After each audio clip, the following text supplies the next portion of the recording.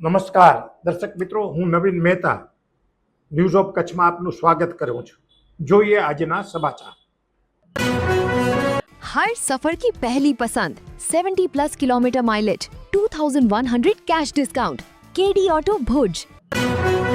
કચ્છમાં ધોરણ 12ના પરિણામ બાદ કચ્છ યુનિવર્સિટીએ 8900 વિદ્યાર્થીઓને જુદી જુદી કોલેજોમાં પ્રવેશ આપ્યો।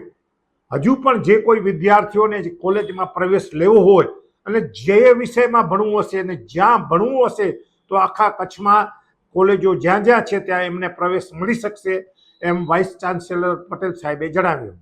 કચ્છમાં ધોરણ 12ના પરિણામ બાદ કોલેજમાં પ્રવેશ મળશે કે કેમ તે બાબત ચર્ચામાં રહી હતી, કારણ કે ધોરણ 12નું પરિણામ ખૂબ જ ઊંચું આવ્યું હતું।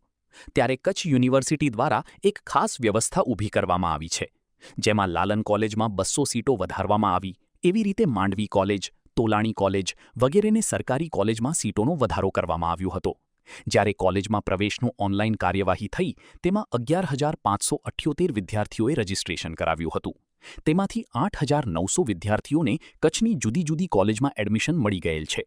હજુ 2 દિવસ છે અને વિદ્યાર્થીઓ પ્રવેશ લેવા આવશે તેમને કોલેજમાં દાખલ કરાવાશે। જે વિદ્યાર્થી જે વિષયમાં જે કોલેજમાં ભણવા માંગતા હશે એમને એડમિશન મળશે। બીજું એ છે કે વોકેશનલ કોર્સ યુનિવર્સિટીમાં ચાલી રહ્યો છે, પરંતુ તેમાં કોઈએ પ્રવેશ મેળવેલ નથી।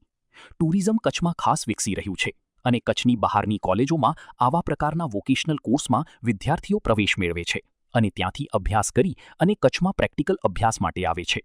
ત્યારે કચ્છના જ વિદ્યાર્થીઓ આવા વોકેશનલ કોર્સમાં કચ્છમાં જ પ્રવેશ મેળવે તો જોબની ઓપોર્ચ્યુનિટી કચ્છમાં વધુ છે તેમ યુનિવર્સિટીના વાઇસ ચાન્સેલર મોહનભાઈ પટેલે જણાવ્યું હતું।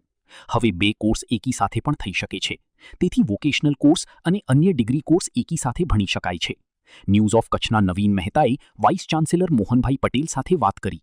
ઇન્ટરવ્યૂ: એ રીતે કચ્છમાં ખૂબ જ સારું કોલેજનું શિક્ષણ છે, તેથી વાલીઓએ તેમના વિદ્યાર્થીઓને અન્ય અભ્યાસ માટે મોકલવાને બદલે કચ્છમાં જ અભ્યાસ કરાવે અને કચ્છની કોલેજોમાં સારા પ્રાધ્યાપકો પણ છે અને જે રીતે કચ્છ બહારની કોલેજોમાં અભ્યાસ કરાવવામાં આવે છે તેવો જ અભ્યાસ કચ્છમાં પણ થઈ શકે છે। તેથી કચ્છમાં નમસ્કાર પ્રેક્ષક મિત્રો, કાંતિગુરુ શ્યામજી કૃષ્ણ વર્મા કચ્છ યુનિવર્સિટીમાં અંડર ગ્રેજ્યુએટ લેવલે આર્ટ્સ, કોમર્સ અને સાયન્સમાં થઈને કે જેમાં આપણે જીકાસ દ્વારા પ્રવેશ આપવાનો હોય એમાં 11,000થી પણ વધુ વિદ્યાર્થીઓ રજીસ્ટર થયા હતા। એમાંથી આપણે કહી શકીએ કે 8,900 જેટલા વિદ્યાર્થીઓ એ પોતાનો પ્રવેશ લઈ લીધો છે કચ્છમાં। અને કેટલીક સ્ટ્રીમ એવી છે કે જ્યાં હજી પણ જગ્યાઓ ખાલી છે અને વિદ્યાર્થીઓ પણ એમાં પ્રવેશ મેળવવા માટે તત્પર છે। હજી પણ 2 દિવસનો સમય છે, જે વિદ્યાર્થીઓએ પ્રવેશ લેવાનો હોય એ લઈ શકે એમ છે। ખાસ કરીને આપણા કચ્છમાં જે ફર્સ્ટ જનરેશન કહી શકાય એવા આર્ટ્સ ફેકલ્ટીના વિદ્યાર્થીઓ એ વધુ હોય છે અને એને મેનેજ કરવા માટે દાખલા તરીકે આપણી પાસે જે સરકારી કોલેજ છે એ લાલન કોલેજમાં 200 જેટલી વધારાની સીટો આપણે આપી છે, તો એ જ રીતે માંડવીમાં પણ આપી છે, ભચાઉમાં પણ આપી છે, તો સાથે સાથે આપણે તોલાની જેવી કોલેજોમાં પણ આપણે એની વધારાની સીટો આપી છે।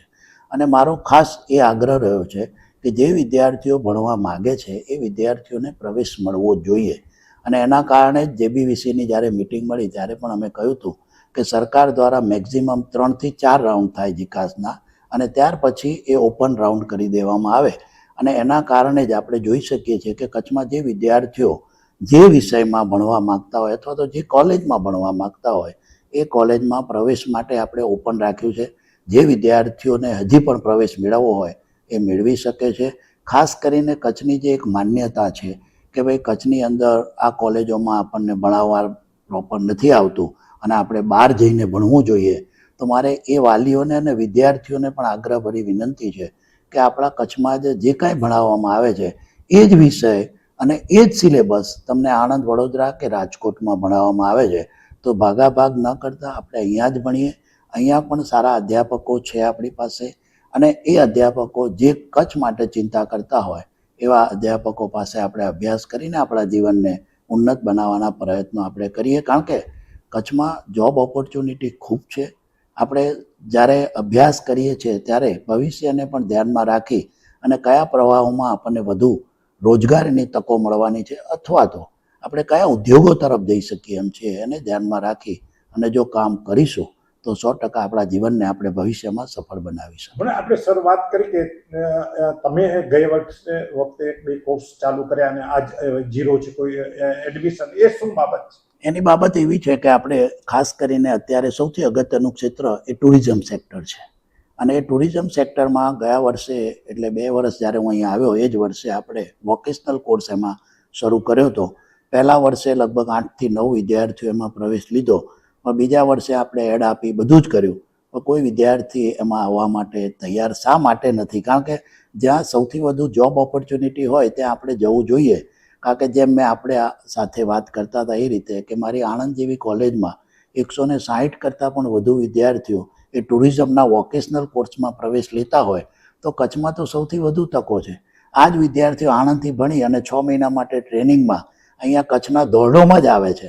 તો અહીંયા જ જો આ વિદ્યાર્થીઓ ભણે અને અહીંયા જ રોજગારીની તકો ઊભી થાય તો હું એમ માનું છું કે આવા કોર્સ જે છે વોકેશનલાઇઝેશન ઓફ એજ્યુકેશનના, એમાં આપણે આ વિદ્યાર્થીઓને, કારણ કે હવે નવી શિક્ષણ નીતિ છે એમાં નિયમ છે કે પેરેલલ તમે 2 કોર્સ કરી શકો છો. તો આ 2 કોર્સ કરવામાં તમને એક તક મળે જ છે, તો આ તકનો શા માટે આપણે ઉપયોગ નથી કરતા? જેમ કે બીકોમ કરતા હોય ને સાથે જો આ કોર્સ પણ કરી નાખે 1 વર્ષનો ડિપ્લોમા, તો એને સાથે ભલે એ બીકોમ 3 વર્ષ કરે પણ સાથે એને બીજા જ વર્ષે જો જોબ મળી જાય અને એ છોડી દે અને ફરી પાછું 2-3 વર્ષે પાછું સેકન્ડ યર કરવા આવે, અથવા તો એ આ બીવોકમાં આગળ બીજું વર્ષ કરી શકે અને જોબ ઓપોર્ચ્યુનિટી ખૂબ મળે. આવા વિષયો સાથે આપણા વિદ્યાર્થીઓ એમાં પ્રવેશ મેળવે એવી મારી ખાસ અપેક્ષા છે. દર્શક મિત્રો, આજે તારીખ 29 જુલાઈ, આ હતા આજના સમાચાર. આવતીકાલે ફરી મળીશું, ત્યાં સુધી મને રજા આપશો. નમસ્કાર.